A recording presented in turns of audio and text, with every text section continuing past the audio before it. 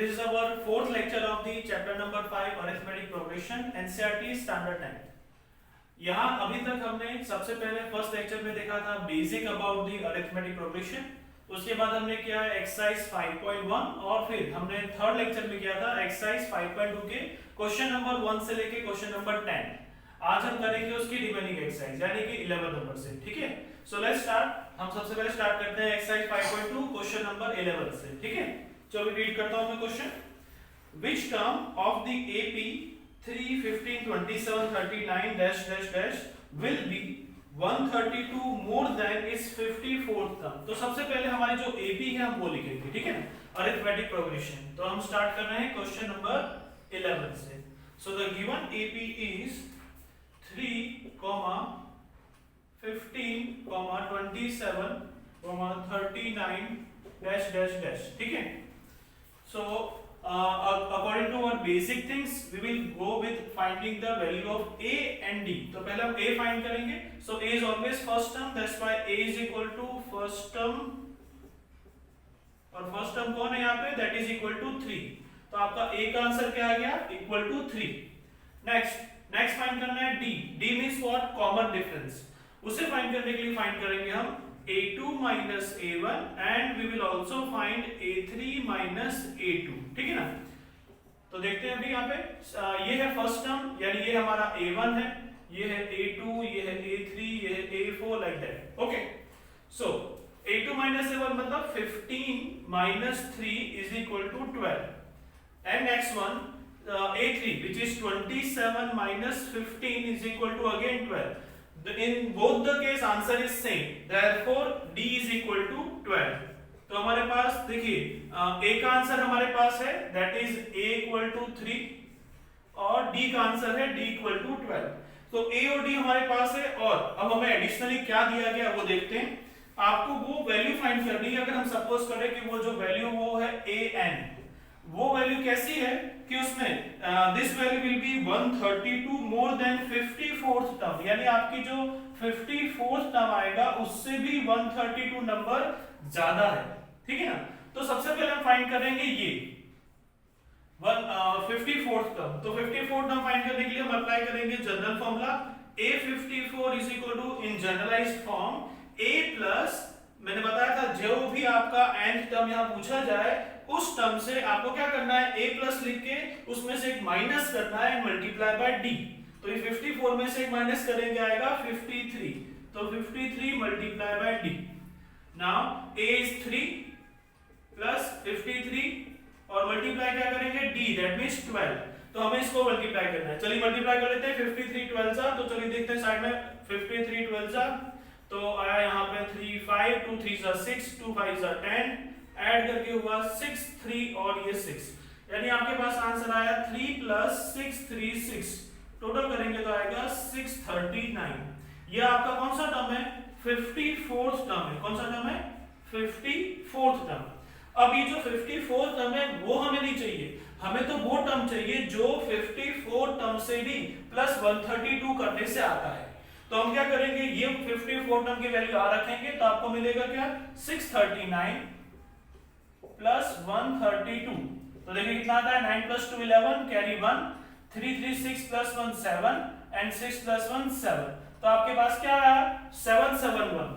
अब हमें ये फाइंड करना है कि ये जो an इक्वल टू 771 है वो एक्चुअली कौन सा नंबर ऑफ टर्म है. ठीक है, तो उसके लिए अप्लाई करेंगे फॉर्मूला nth टर्म वाला, that is your an is equal to a plus n minus 1 times d. Okay, यहाँ पर an क्या बन जाएगा, 771. तो यहाँ आ गया 771. a की जगह रखेंगे a की value which is 3 plus n minus 1, d की जगह आएगा 12, तो वो आ गया यहाँ पर मल्टीप्लाई बाय 12. पहले इसको यहाँ से माइनस करेंगे तो 771 माइनस 3 और यहाँ बचेगा n minus 1 and multiply by 12. Okay, अभी इसको कैलकुलेट करें तो देखिए क्या मिलता है, 771 में से 3 गया तो कितना आ जाएगा, 768 is equal to n minus 1 12. अब 12 डिवाइड में जाएगा तो क्या आएगा भाई, 768 divide by 12 is equal to n minus 1. अब इसको डिवाइड करें तो क्या है, 12 6 जा 60 72 आएगा, राइट. तो तो 12 6 जा तो कितना है 72, 4 बचे 48, तो 12 4 जा आपको क्या मिला 64 is equal to n minus 1। That's why finally n is equal to ये माइनस 1 जाके प्लस हो जाएगा, तो 64 प्लस 1 क्या बन जाएगा 65। दैट मींस आपका वो आंसर जो आपको 771 देगा वो कौन होगा, नंबर ऑफ टर्म 65। तो इस तरह से आपका आंसर क्या गया n इज इक्वल टू 65। एक बात और, ये तो चलो यहाँ आपका सम पूरा हो चुका है, लेकिन अगर आपको वेरीफाई करना है कि एक्चुअली क्या 65 टर्म आपको ये आंसर देता है कि नहीं, तो वेरीफाई के लिए हम लोग एडिशनली थोड़ा सा और भी वर्क कर लेते हैं। तो यहाँ हम लोग क्या करते हैं, वेरीफाई कर देते हैं, ठीक है। तो वेरीफाई में चलो मैंने चेक किया कौन सा टर्म है 65, तो मैं लिखूंगा a 65। अब जनरलाइज फॉर्म हमको पता है, तो हम क्या लिखेंगे a प्लस एक कम यानी कि 64 टाइम्स d, a की value 3, 64 multiply d is 12, 3 as it is plus, अब 64 का मल्टीप्लाई किससे आएगा 12 से, तो हो जाएगा, चलिए मैं साइड में कर देता हूं यहाँ पे 64 का मल्टीप्लाई 12 से, तो 4 6 2 4 जा 8 और 2 6 जा 12, ऐड किया 8 4 प्लस 2 6, 6 प्लस 1 7, तो ये हो गया 768। कितना आ गया 768। So 768 is equal to addition, you will get 771. A 65 term is 771. Okay, so this way you will get your answer. Okay, so up behind next question. Next question है question number 12. Two APs have the same common difference. The difference between their 100 terms is 100. What is the difference between their 1000th term? तो देखो यहाँ पे क्या है, दो आपको AB दिए गए और बताया गया कि इन दोनों AP में जो कॉमन डिफरेंस है वो क्या है, बिल्कुल सेम है। तो हम उसके अकॉर्डिंग चलते हैं, तो हम लोग क्या लिखते हैं सबसे पहले, that is two APs have the common same common difference, और उनका जो डिफरेंस बिटवीन 100 टर्म है उसका आंसर आता है 100। तो यहाँ पे सबसे पहले आप क्या लिखेंगे, जैसे कि आपने स्टार्ट किया क्वेश्चन नंबर 12, राइट। तो अगर मैं ऐसा बोलूं कि यहाँ जो टर्म है, सपोज करते हैं हम वो nth टर्म है, वो क्या है nth टर्म है, तो यहाँ पे जो आपका nth टर्म जो यहाँ पे दिया जा रहा है वो किस तरह से बता रहे हैं कि वो यहाँ पे कॉमन डिफरेंस कितना आ रहा है, difference is 100। Common difference between their 100 term, उनके 100 टर्म, सॉरी एंड नहीं 100 टर्म लेना है, इसका जो 100 टर्म आएगा वो कैसा होगा, वो आएगा a plus 99 into D by generalize form.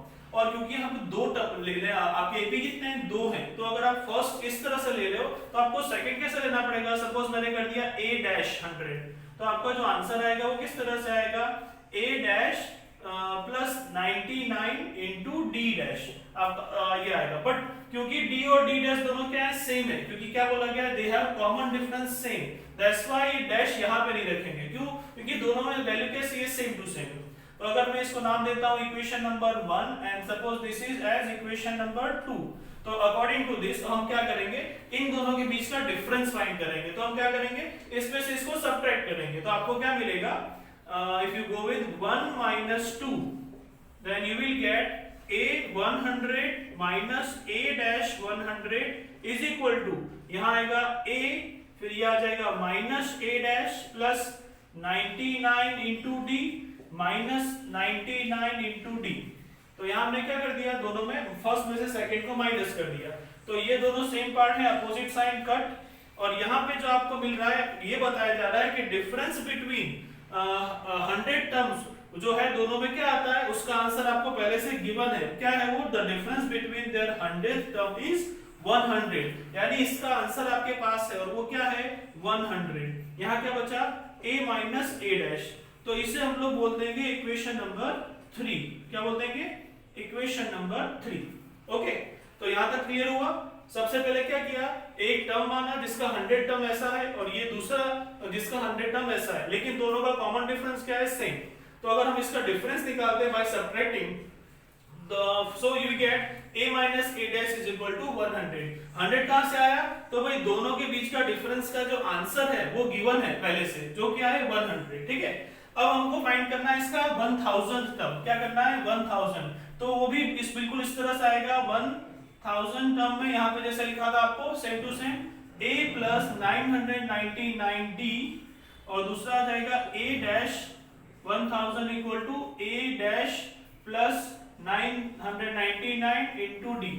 इसको अगर नाम दें फोर्थ नंबर और ये अगर हो गया फिफ्थ नंबर, तो फोर्थ में से आप क्या करेंगे, फिफ्थ को माइनस करेंगे, you will get a 1000 minus a dash 1000 is equal to a minus a dash plus यहां सब्ट्रैक्ट होने के बाद 999d माइनस 999d। ठीक है, ये दोनों हो गए कट।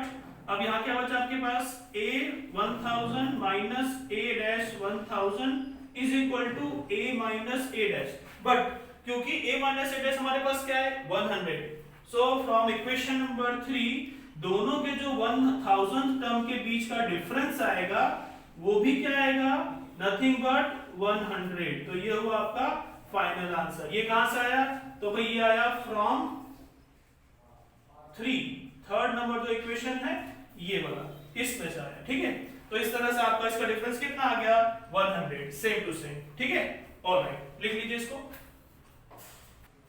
ओके, अब आए हम लोग नेक्स्ट क्वेश्चन नंबर 13 पर। 13 है आपका, how many 3 digit numbers are divisible by 7। तो देखिए 3 डिजिट नंबर जो स्टार्ट होता है, स्टार्ट फ्रॉम 100 और एंड कहां होता है 999। तो हमें ये चेक करना है कि इन नंबर्स में से 7 से डिविजिबल जो नंबर है वो कहां से स्टार्ट होते हैं और कहां पर एंड होते हैं। तो उसके अकॉर्डिंगली हमारा क्या बन जाएगा, AP, arithmetic progression, and then after we start solving. तो हमारा सबसे पहला काम क्या हुआ कि 3 डिजिट नंबर जो है उनमें 7 से डिविजिबल जो होते हैं वो कहां से स्टार्ट होते हैं और कहां पर एंड होते हैं। तो सबसे पहले हम यहां पर क्वेश्चन नंबर 13, तो जो नंबर आपके स्टार्ट होते हैं वो आते हैं कहां से, 3 डिजिट नंबर, 3 डिजिट नंबर जो है वो स्टार्ट होते हैं 100 से, 101 डैश डैश डैश, कहां पे एंड होगा 999, but which is divisible by 7। तो क्या आ गए,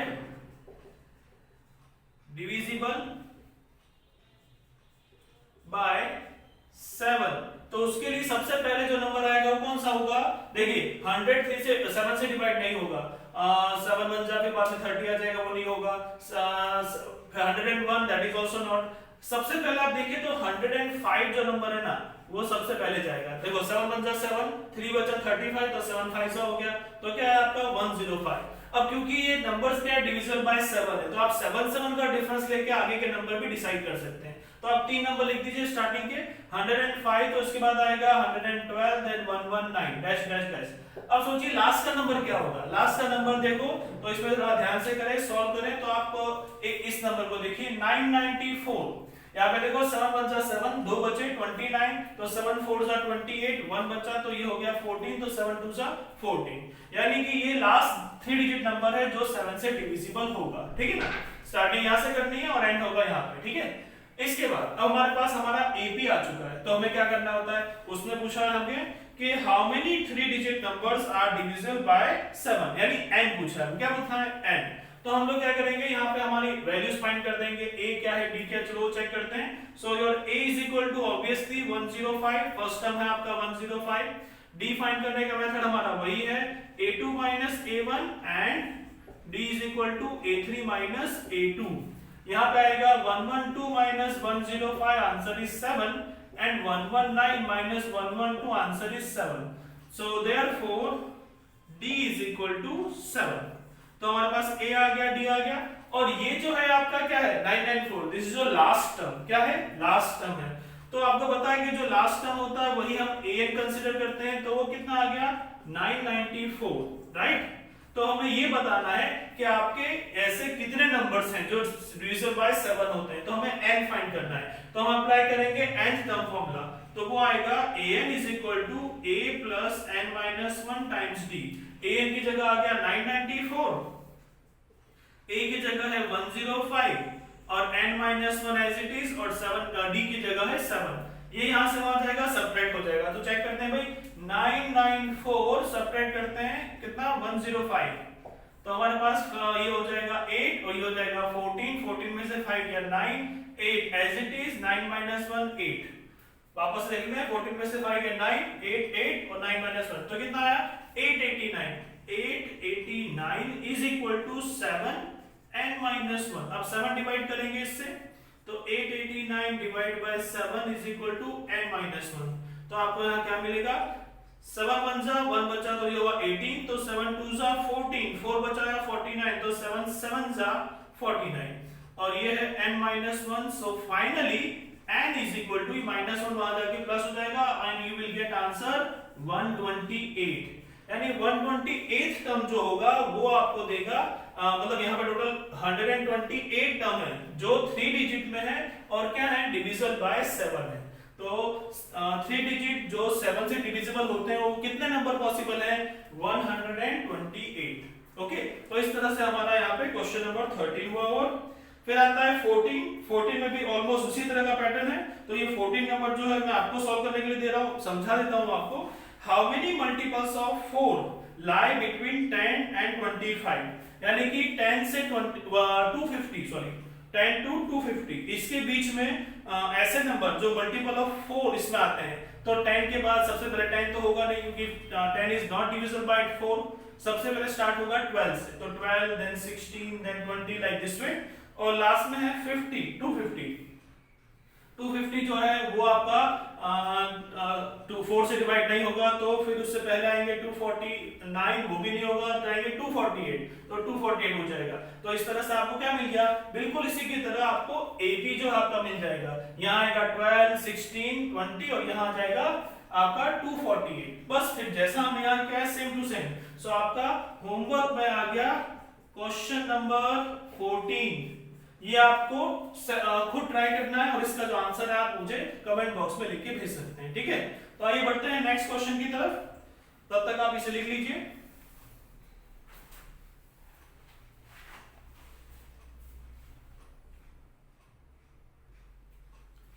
ओके, चलिए अब आते हैं नेक्स्ट क्वेश्चन की तरफ। अगला क्वेश्चन है हमारा क्वेश्चन नंबर 15।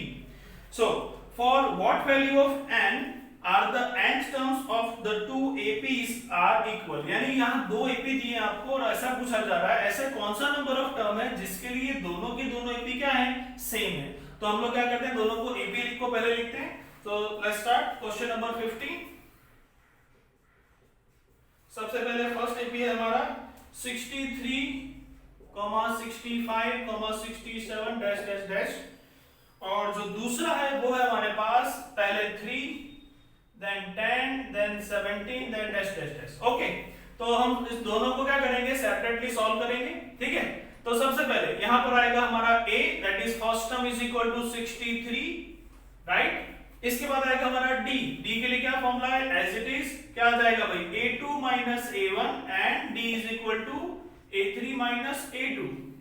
तो सेकंड टर्म हमारा 65, तो 65 minus 63 is equal to 2 and again 67 minus 65 equal to 2, दोनों में कॉमन है, therefore d is equal to 2। अब ये जो a और d का आंसर है वही का वही आंसर आप क्या रख देंगे, nth टर्म रख देंगे। तो आपका an is equal to a plus n-1 times d बन जाएगा। an is equal to a की जगह पर आ गया 63 प्लस यहाँ पे आएगा आपके पास n-1 as it is और d की जगह आ गया 2। इसे आप बोलते हैं इक्वेशन नंबर 1, ठीक है। इसको क्या बोलते हैं, इक्वेशन नंबर 1।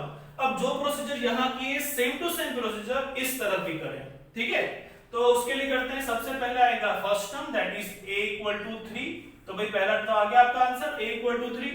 अब निकालेंगे d, तो d के लिए हो जाएगा a2 minus a1 and again d equal to a3 minus a2।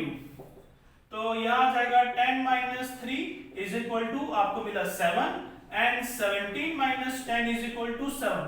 दोनों में सेम आंसर है तो क्या आ जाएगा, d इज इक्वल टू 7। यानी आपके पास यहाँ a आ चुका है और d। अब बताओ, अब आएगा आपके पास, अब बच्चों आपके पास आएगा an। क्या आएगा an, तो वो भी यहाँ फाइंड करते हैं। चलिए, तो an is equal to a plus n-1 d। an अपनी जगह रहेगा, a की जगह हो जाएगा 3 प्लस n-1 और d की जगह है हमारे पास 7। इसे नाम दे देंगे हम लोग इक्वेशन नंबर 2। ओके, अब हमें क्वेश्चन पे ध्यान देना है। क्वेश्चन में ऐसा कहा गया है कि for what value of n are the nth term of these both AP equal. दोनों क्या है, इक्वल। तो हमें तो पता नहीं टर्म कौन सा है, तो हम मानते हैं कि वो टर्म कौन है, an है। क्या है, an है। इसलिए इन दोनों के आंसर को हम क्या कर इक्वल लिख सकते हैं, ठीक है। तो हम वही करेंगे। तो हमने क्या करेंगे, बाय जो हमारा कंडीशन दिया गया है क्वेश्चन में, according to that by condition हमें क्या मिला, 63 plus n minus 1 2 is equal to 3 plus n minus 1 7। अब यहाँ पे इसको सिंप्लीफाई करते हैं, आएगा 63 प्लस 2n माइनस 2 और ये 3 प्लस 7n माइनस 7। n वाले टर्म एक तरफ, बाकी सब दूसरी तरफ। तो हो जाएगा आपके पास, देखो ये उस तरफ आ जाएगा, तो आपके पास होगा 7n, ये उस तरफ क्या तो प्लस का हो गया माइनस 2n, ये दोनों यही है 63 माइनस 2 अपनी जगह पर ही है, ठीक है। और ये वैल्यू यहां से वहां गई तो प्लस 3 हो गया माइनस 3 और माइनस 7 हो गया वहां जाके प्लस 7। अब इसको सिंप्लीफाई करें, 7 में से 2 गया तो आया आपके पास 5 है। सेम सिंबल 63 प्लस 7 मिलके हो गया 70, तो यहाँ आया 70 और माइनस 2 3 हो गया 5, तो आपको मिलेगा 5n is equal to 65। Therefore n is equal to 65/5। Finally आपका आंसर आया 13। इट मींस व्हाट कि n इक्वल टू 13। 13 वो टर्म है जहां पर ये जो दोनों एपी हैं उनका आंसर क्या आता है, सेम आता है। So this way your final answer is n equal to 13। Okay, चलिए आगे बढ़ते हैं नेक्स्ट क्वेश्चन की तरफ। Question number 16, determine the AP whose third term is 16 and seventh term exceeds the fifth term by 12। तो देखिए सबसे पहले इसको लिखते हैं। क्वेश्चन नंबर 16, यहां आपको बताया गया है कि एक कोई एपी है जिसका थर्ड टर्म 16 है, तो थर्ड टर्म मतलब is equal to 16। It means अगर आप जनरलाइज फॉर्म में लिखेंगे तो आप लिखोगे a plus 2d is equal to 16। ये हो गया भाई हमारा इक्वेशन नंबर 1, ठीक है। आगे बढ़ते हैं, सेवंथ टर्म, जो इसका सेवंथ टर्म है वो exceeds the fifth term by 12, यानी वो फिफ्थ टर्म से कितना ज्यादा है, 12 ज्यादा है। कितना ज्यादा है, 12 ज्यादा है। तो इसको हम लोग इस तरह से लिखेंगे, इसको a7 minus a5 equal to 12, और ये हम लिख देंगे इक्वेशन नंबर 2। अब क्या करना है, अब हमें फाइंड करना है AP। AP के लिए हमें क्या चाहिए होता है, A एंड D, ठीक है। तो हमको A भी चाहिए और D भी चाहिए, दोनों फाइंड करना है। तो सबसे पहले हम फाइंड करते हैं D। कैसे फाइंड करेंगे, मैंने आपको अपने फर्स्ट लेक्चर में D का एक फॉर्मूला दिया था, तो उससे ध्यान दें। तो वो हम आपको बताएगा D is equal to an minus an divide by m minus n, where m minus n is non zero, ठीक है। तो यहाँ पे वो कौन है, तो देखो ध्यान से, तो देखो am माइनस an पोजीशन मिल रही है आपको, तो बस यही वैल्यू रखनी है यहाँ पे। तो आपको क्या मिलेगा, a7 माइनस a5। अब और m और n की जगह कौन है, 7 and 5, तो नीचे भी क्या आएगा, 7 माइनस 5। a7 माइनस a5 की वैल्यू कितनी भाई, 12, और 7 माइनस 5 आता है 2, तो 2 6 जा, तो आपका D कितना हो गया, बिल्कुल राइट 6। क्या आ गया आपका D, D is equal to 6। अब आपके पास D है, क्या फाइंड करना है, A। तो भाई A के लिए क्या करेंगे, जो हमारी इक्वेशन नंबर 1 है वहां पे D की वैल्यू रख देंगे, तो आपको एक आंसर मिल जाएगा। तो आप लिखेंगे A plus 2D is equal to 16, right. और यहाँ पे क्या जाएगा, A का A प्लस 2, D की जगह आ गया 6 is equal to 16, तो a plus 12 is equal to 16, therefore a is equal 16 minus 12, finally a is equal to 4। यानी हमारे पास अब a भी है और d भी है, बस अब क्या बाकी है, लिख दो फटाफट, जल्दी से सॉल्व कर दो, और हमारे पास आएगा ap। a के लिए पहले फर्स्ट टर्म हमारे पास है, अब सेकंड टर्म फाइंड करना है। तो सेकंड टर्म क्या आता है, a plus d, तो कितना होगा, 4 plus 6 equal to 10। फिर एक और टर्म फाइंड कर दो, a3, a प्लस जो हमारे पास यहाँ था ही, हमने पास भी इसको लिखा हुआ है, a third term is already 16, चलो लिख देते हैं, 2d is equal to 4 plus 2 into 6, तो ये देखो 12 प्लस 4 16 ही आएगा। तो इस तरह से आपका जो AP बनेगा वो क्या होगा, पहला आएगा 4, फिर आएगा 10, फिर आएगा 16, फिर डैश डैश डैश, तो ये हो गया आपका फाइनल आंसर, ठीक है ना। तो इस तरह से आप ये सम भी सॉल्व कर सकते हैं, लिख लीजिए, फिर हम आगे चलते हैं नेक्स्ट सम की तरफ। ओके, अब आते हैं 17 नंबर पे। तो question number 17, find the 20th term from the last term of the AP।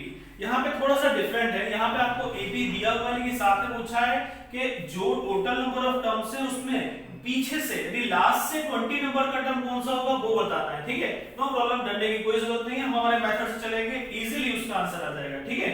तो चलते हैं 17 नंबर की तरफ। क्वेश्चन नंबर 17 जो आपको एबी गिवन है वो है 3, 8, 13 डैश डैश डैश और लास्ट में है 253। तो काफी कुछ आपको पहले से दिया हुआ है, ठीक है ना। तो हम सबसे पहले फाइंड करेंगे a is equal to 3। First term हमारा कौन है 3, तो a तो आ गया। अब निकालेंगे d का same formula a2 a1 and d is equal to a3 a2। तो यहां आ जाएगा आपके पास 8 3 that is 5 and 13 8 again is equal to 5। दोनों सेम आंसर है, therefore common difference d is equal to 5। तो हमारे पास a है और d है, और जो लास्ट में होता है उसे क्या बोलते हैं L, बिल्कुल सही। तो L is equal to AN is equal to 253। तो ये भी आपको पहले से गिवन है। अब हमें फाइंड करना है कि ये जो टोटल नंबर ऑफ टर्म्स है ये कितने हैं, n कितने हैं। तभी तो जब आपको ये मालूम होगा कि भाई आपको अगर लास्ट में से दूसरा नंबर का कोई फ्रेंड कोई चीज चाहिए तो आपको ये तो बताना चाहिए कि भाई एंड लास्ट है कौन सा। जब आपको ये मालूम होगा कि भाई लास्ट कौन सा है तभी तो उससे आप रिवर्स में आओगे ना कि भाई आपको कौन से नंबर का टर्म चाहिए। तो ये मालूम करना है कि भाई टोटल लास्ट टर्म है कितने, ठीक है। ये लास्ट टर्म तो आ गया, लेकिन कौन से नंबर का टर्म है तो पहले वो फाइंड करेंगे, ठीक है। तो उसके लिए हम लोग सॉल्व करते हैं बाय nth टर्म फॉर्मूला। तो an is equal to a plus n minus 1 times d। an की जगह आ जाएगा 253, a का आंसर है हमारे पास 3, n minus 1 as it is और d की जगह आ गया 5। ये वहां माइनस हो जाएगा, 253 माइनस 3 आ जाएगा 250 is equal to n minus 1 और यहाँ आएगा 5। अब यहाँ पर 5 को इसमें डिवाइड कर देंगे, तो 250 divide by 5 is equal to n minus 1। तो भी क्या आएगा आपके पास, यहाँ 5 5 से नहीं हो गया 50 इक्वल टू n माइनस 1, यानी कि आपका n का आंसर क्या आएगा, माइनस 1 का प्लस हो गया, यानी आपको मिले 51। यानी कि जो आपका लास्ट टर्म है, लास्ट टर्म कौन से नंबर का टर्म है वो है 51। कितना नंबर है 51। तो हमें क्या चाहिए, हमें लास्ट टर्म में से minus we want the 20th term from the last या फ्रॉम द एंड। लास्ट में से 20 नंबर यानी पीछे से 20 नंबर वो चाहिए।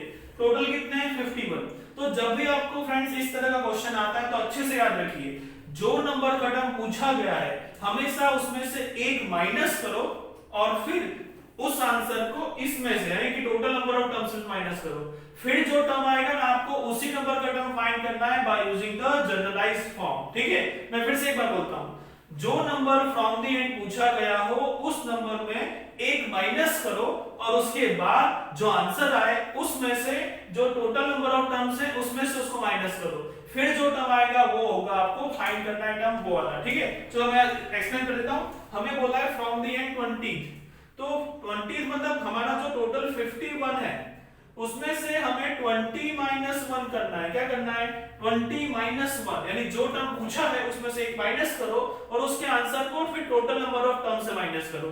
तो कितना आएगा 51 माइनस हो गया 19, 11 माइनस 9 हो गया 2, 4 माइनस 1 हो गया 3।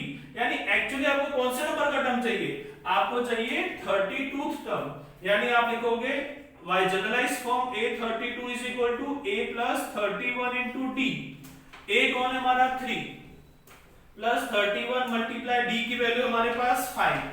तो ये आ जाएगा 3 प्लस 5 बन जा 5, 5 3 जा 15, आ गया आपके पास 158। यानी कि जो from the and last term जो 20th टर्म आपको चाहिए वो टर्म कौन सा होगा 32th टर्म और उसका आंसर क्या होगा 158। Alright, so this way you will solve that sum. Okay, अब हम चलते हैं आगे नेक्स्ट क्वेश्चन। तब आप लिख लो फटाफट जल्दी से।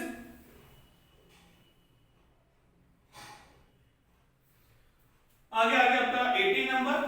तो 18 नंबर में क्या है देखिए, 18 नंबर है the sum of 4th and 8th term of an AP is 24 and the sum of the 6th and 10th term is 44, then find the first 3 terms of AP।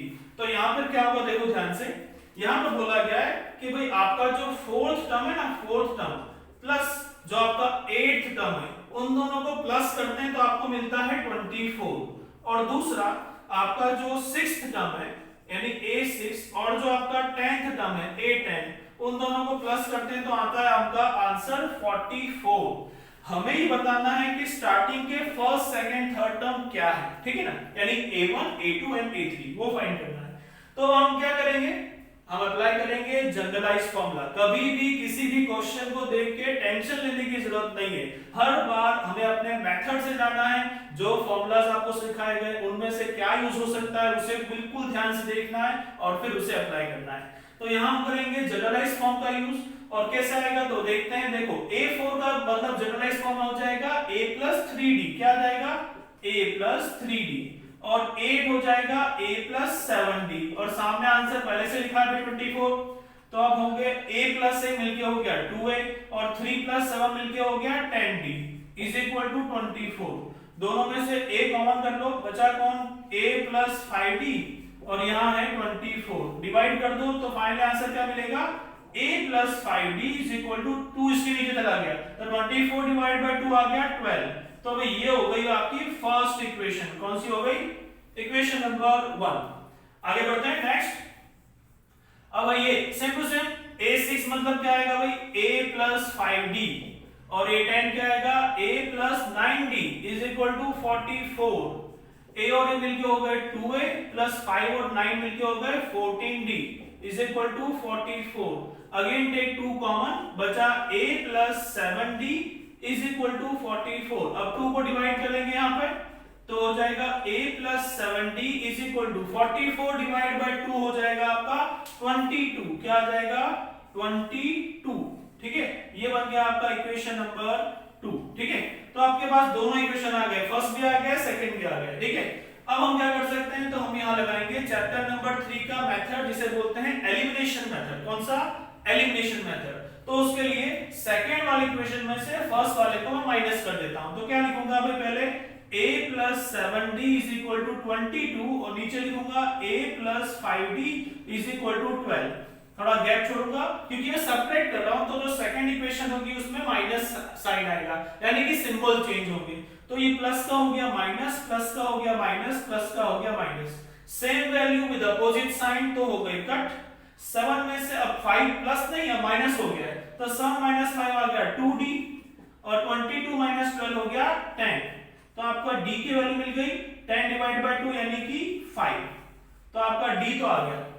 अब ये जो D की value क्या रख देंगे सीधे first equation में, तो आपको क्या मिलेगा A plus 5D is equal to 12, तो A की जगह रखेंगे A, 5 D की जगह आ गया 5 इक्वल टू 12, तो ये हो गया A plus 25 इक्वल टू 12। तो आगे क्या आएगा, A is equal to 12 minus 25, तो आपकी जो A की वैल्यू है वो कितनी होगी -13, क्या आएगा -13। अब हमें फाइंड करना है तीन वैल्यू, कितनी A1 A2 and A3। A1 होता है A, जो आंसर हमारे पास है कितना है वो -13, तो ये पहला तो आंसर आ गया। दूसरा आता है A plus D, यानी -13 प्लस D की वैल्यू है 5, तो ये कितना आ जाएगा, तो आपको A2 मिलेगा, दैट इज 13 minus 5 यानी -8, और लास्ट है A3 जो हो जाएगा A plus 2D। A की जगह लिखेंगे हम लोग, हमारी A की वैल्यू जो है -13 प्लस 2, और D की जगह आएगा 5, तो 2 5s are 10, तो -13 प्लस 10, फाइनल आंसर इज -13। तो इस तरह से आपकी तीनों वैल्यू जो है वो आ गई है, ठीक है ना।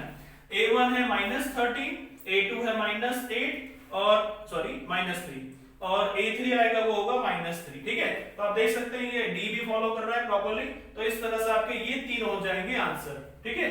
अब हम चलते हैं नेक्स्ट क्वेश्चन नंबर 19 की तरफ, तब तक आप लिख लीजिए। ओके, अब आते हैं क्वेश्चन नंबर 19 नंबर में क्या है, ये है हमारा एक वर्ड प्रॉब्लम है। क्या है, वर्ड प्रॉब्लम है। तो यहाँ क्या है समझ लेते हैं। Subha Rao started work in 1995 at an annual salary of 5,000 rupees and received an increment of rupees 200 each year. In which year did his, यहाँ मिस्टेक है होना चाहिए, did her income reach 7,000? यानी कि क्या है, आपको ये ध्यान देना है कि यहाँ पर जब सबसे पहले सुभा राव ने जॉब स्टार्ट की उस वक्त उनकी जो सैलरी थी वो कितनी थी 5,000। यानी अगर हम इसका AB बनाएं तो सबसे पहले कौन आएगा 5,000, लेकिन उसके बाद क्या हुआ, उसके बाद उनकी हर साल इंक्रीमेंट हुआ, कितना इंक्रीमेंट हुआ 200 रुपीज। तो इसके बाद जो साल होंगे उसमें कैसा आएगा 5200, फिर 5400 लाइक दिस, ठीक है। हमें ये बताना है कि आपका जो आंसर है वो 7000 जो है ना वो कब तक पहुंचेगा, वो कौन सा साल होगा कि जब इसका आंसर कितना आएगा 7000, ठीक है। तो उसके लिए देखते हैं सबसे पहले हमें यहाँ पे क्या डिटेल दी हुई है। तो उसके लिए सबसे पहला आंसर है फर्स्ट टर्म दैट इज 5000। तो ए का यानी कि फर्स्ट टर्म का आंसर आ चुका है।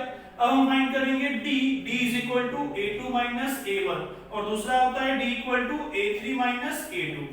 तो यहाँ आया 5200 माइनस 5000 इज इक्वल टू 200, और नेक्स्ट हो गया 5400 माइनस 5200 इज इक्वल टू 200।